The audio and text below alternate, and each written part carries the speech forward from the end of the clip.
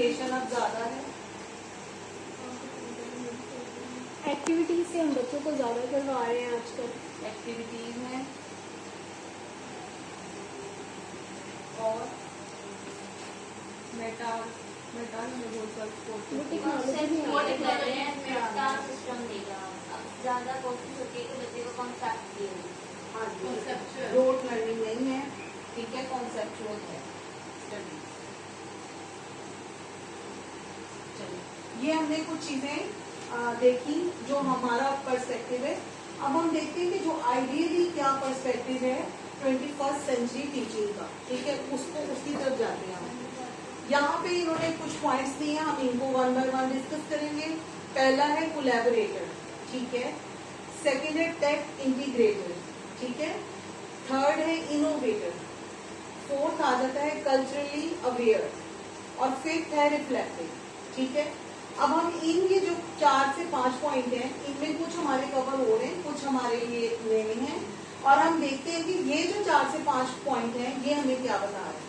तो सबसे पहले वन बाय वन हम जाएंगे कोलैबोरेटर, ठीक है। इसकी डेफिनेशन हमने देखनी है कि क्या है। Collaborator is someone who works effectively with others to achieve a common goal, ठीक है। क्या है कि एक कॉमन गोल है, कोलैबोरेटर ने उसमें सबके साथ मिलके इफेक्टिवली काम करना है। And they value team work, listen to diverse perspective and contribute meaningfully, ठीक है। ये इसकी डेफिनेशन है और क्लियर है।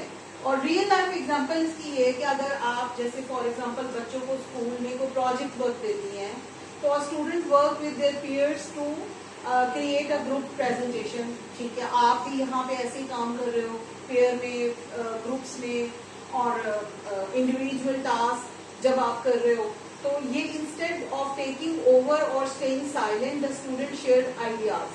तो ये वो पॉइंट है जब हम साइलेंट रहते थे, दिल में अगर कोई बात थी तो हम नहीं पूछ सकते थे at that time end moment. लेकिन क्या चीज हमें ये चीज कर रही है कि कोलैबोरेट, अब जो टीचिंग है उसे हम कोलैबोरेशन कहेंगे, वो म्यूचुअल है। आप भी सीख रहे हैं, at the same time student भी सीख रहा है, तो ये म्यूचुअल आपकी क्लास है, कोलैबोरेशन है इसके अंदर।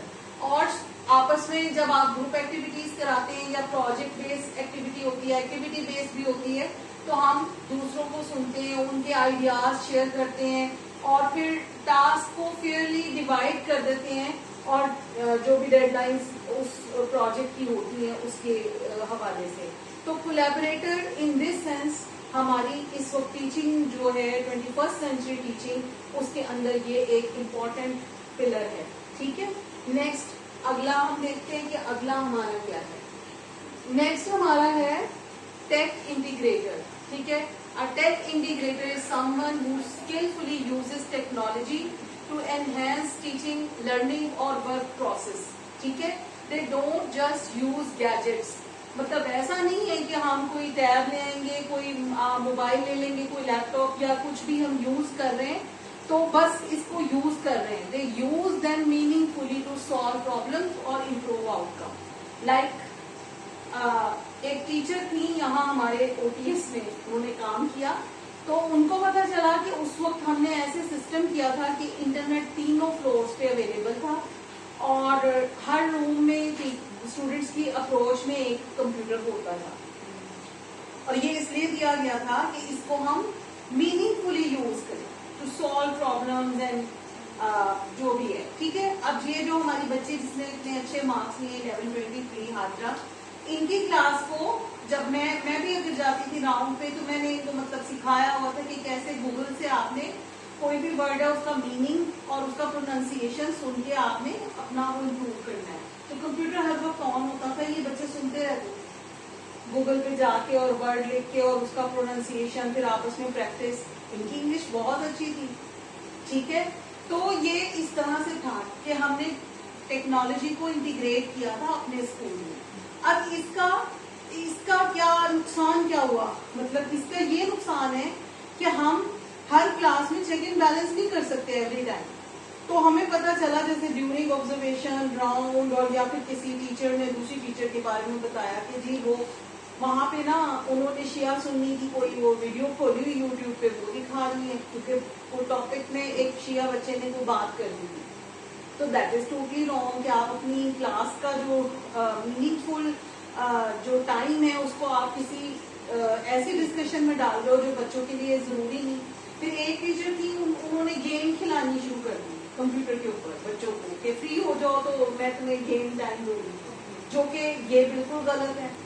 आप उनको टेक्नोलॉजी के अंदर उनके उस टॉपिक से रिलेटेड गेम्स कराएं। जैसे ऐसी मैथ्स की बहुत सी वेबसाइट्स हैं जहाँ पे गेम्स बनी हुई है फ्रैक्शंस की, दूसरी कि जी यहाँ से आपने उठा के यहाँ लगाना है, पजल है या कुछ भी है, या इस तरह की गेम्स बनी हुई हैं। तो बजाय आप उनको वो प्रोवाइड करें अपने टॉपिक में रहते हुए, ठीक है, आप उनको एक बिल्कुल मतलब आउट हो जाएगा। तो यहाँ हमने क्या करना है, डेफिनेशन में ये चीज हमेशा याद रखनी है कि आपका जो टेक्नोलॉजी का यूजेज है वो मीनिंगफुल होना चाहिए, ठीक है, वो अननेसेसरी या गैर वो जिसे कहते हैं ना कि जरूरी आप चीज उसमें डाल दें, वो नहीं होना चाहिए। नेक्स्ट चीज की एग्जांपल है teacher uses Google classroom, interactive whiteboards and educational app to make lessons more engaging and accessible for students, allowing for online discussions, quizzes and instant feedback। अब जैसे कि मैम ने हमारे साथ की, मैंने भी एक ऑनलाइन कोर्स किया अभी रिसेंटली, तो उसके अंदर उन्होंने हमें बताया कि वो आपके इस तरह की कुछ है, कहूट एक है प्लेटफॉर्म है जहाँ पे आप अपने फीडबैक्स डालेंगे, कोई क्वेश्चन जनरेट करेंगे, बच्चे उसका कंप्यूटर पे ही जवाब देंगे, घर बैठ के भी दे सकते हैं, शाम में देंगे, और वो मॉर्निंग में जब आप उनको दोबारा डिस्प्ले करेंगे वो एक ही पेज पे सबके फीडबैक्स आ रहे होंगे। जैसे मैंने आपसे टाइमलाइन बनवाई है ना, अगर मैं आप इस टेक्नोलॉजी यूज करती तो आप सबके अपने मोबाइल्स के अंदर मैं वो लिंक खुलवाती, वहां पे मैं यही आपसे कहती कि आप बनाएं, आप बनाते तो वो सबका हमें एक साथ नजर आ रहा हो कि जी अमीरा का ये था फीडबैक, फलां का ये था, फलां का ये था, और हम उसको एक वीक के बाद भी देख सकते थे। तो दिस टाइप ऑफ जो आप कह लें चीजें हैं वो आपकी जानी चाहिए मॉडर्न टीचिंग के अंदर, ठीक है।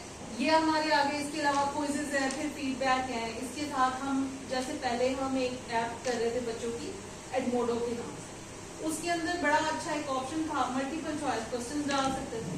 तो मैं टीचर्स को अक्सर कहती थी कि आप शाम को 3 से 4 डाल दिया करें और अगले दिन मॉर्निंग में क्लास में उनको 1 बाय 1 डे टाइम, एक 5 मिनट नहीं लगते, थोड़ी सी तो स्ट्रेंथ थी कि आप उनको करवाएं और वो कर लें, तो वो करते थे बच्चे, ठीक है। नेक्स्ट आ जाए।